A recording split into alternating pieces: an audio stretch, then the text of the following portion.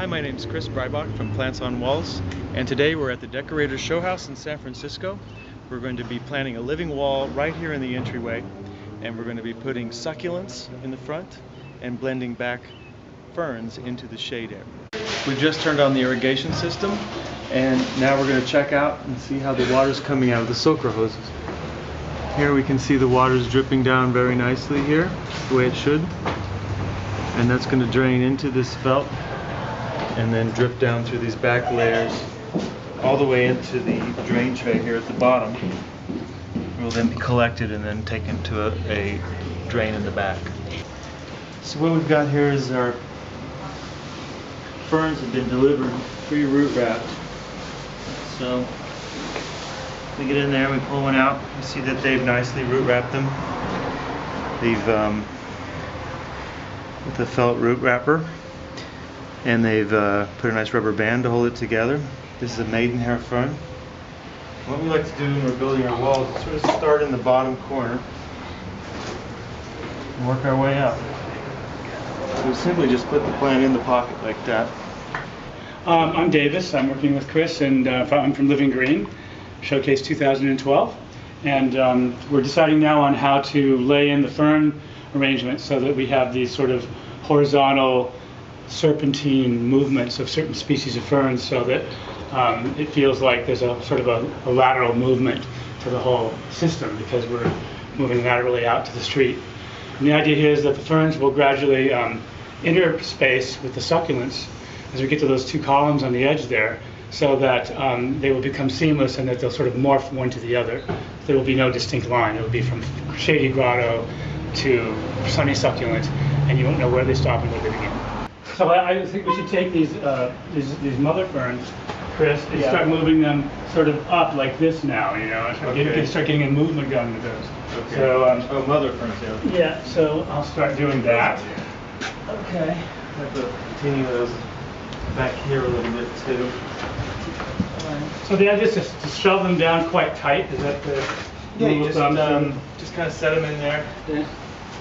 Now with the succulents, we really want them a little drier. You don't actually have to put them in all the way. You can kind of leave them sort of up a little bit so they stay dry. So you have some control. Okay. All right. Which is nice. Okay. And so you can start putting a vein of mother fern going down at an angle, like here, you know what I'm saying? Okay. And kind of so there's this noticeable like melange, this kind of a lateral weaving of species. So now I'm taking the terrace ferns and I'm going to put them in a downward motion. So I'm going to put another one here. We have to use these to good effect because we don't have a lot of them. Aren't they beautiful? That is a nice fern. Yeah, so I think this, see, like this, and then this goes here. And it's okay to have two in a row, and then we jump down, you see, with the next one. See what's happening here? Now they're going to start going up a little bit. We don't want everything to be like this, like a sine wave, but, you know, sine wave is kind of what I had in mind. So that people's eyes are delighted by the flow. There's a flow that happens that they can relate to. It's just like a plug-and-play garden. It's just, this is so easy once you've got everything wrapped and the infrastructure's in, it becomes just the fun part. You know? There's always nice to have interlopers, right? One that sort of jumps out of the crowd and, you know, here's an interloper. Right? Yeah. Well, but I think we need to do something different in there because it's a little too much of a row. So I think we need to put the top. I think the top needs to change. The top two need to change to something like these darker ones. Yeah, the darker guys. Let's move these out. Put some other fern on top. No, something shorter because I think when they stick up, it looks like they need a haircut. So I think something that tends to drip a little more, like that rabbit's foot or whatever that is. You know, that would be nice. Do we have any rabbit's foot? No, they're always just kind of small. You know, they start small, but then they get really fluffy, really fast. I love those little guys. Oh yeah, the little feet that come down. So cute. I love how seamless it is from the get-go. It's just incredible how you know you can. There's no felt. It becomes this living wall from day one, and it only gets better because it just keeps going out and getting more lush, and everything begins to integrate more. This is a fern-like plant, but it's not a true fern. It's a sun-loving asparagus fern, but it's reminiscent of a fern, so it creates that fingering element we were talking about.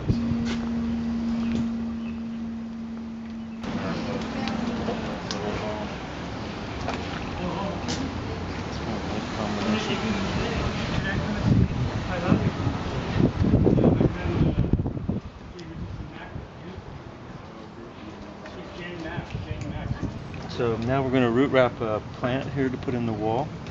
What we've got here are these amazing succulent plants here. And what you can do is you can take the plant out of the pot, and when we lay it onto the root wrapper, first we fold the top down, and we can kind of open up the plant and spread it out a little bit, like this. And we fold up the base, pull it up, bring in the sides, give it a little wrap. And I like to use a rubber band to hold it all together. Get a rubber band here. Thank you. And this is kind of a loose one, but it should be okay. And so that opens out and spreads nicely, that we can just sort of set it up in the pocket.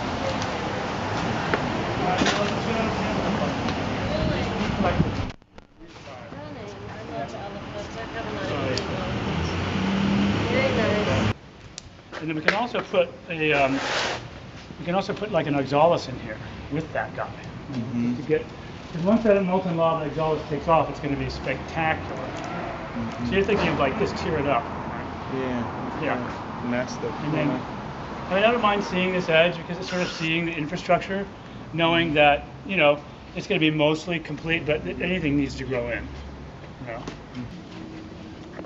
Yeah, I like that. What do you think of that, bud? Love it. Love it? What has happened here is the plant's been put in the bottom and it's sort of stretched out the pocket, so the bottom plat's no longer in the tray.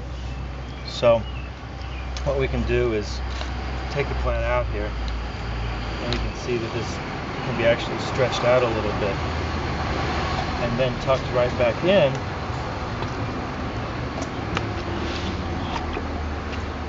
Just stop the dripping. So we have the ability to add a multiple of things. Like you have these aloes and you have these oxalis. Oh, look, you're really changing it up. A little community there. Put the little rosettes. So each little pocket is its own detail garden. It's like a little mini me vertical wall. Or mini Chris. Yeah.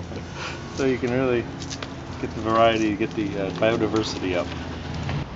Little garden of joy. This is its own little party. Party in a pocket. We're going to trademark that too. Party in a pocket. We said it first.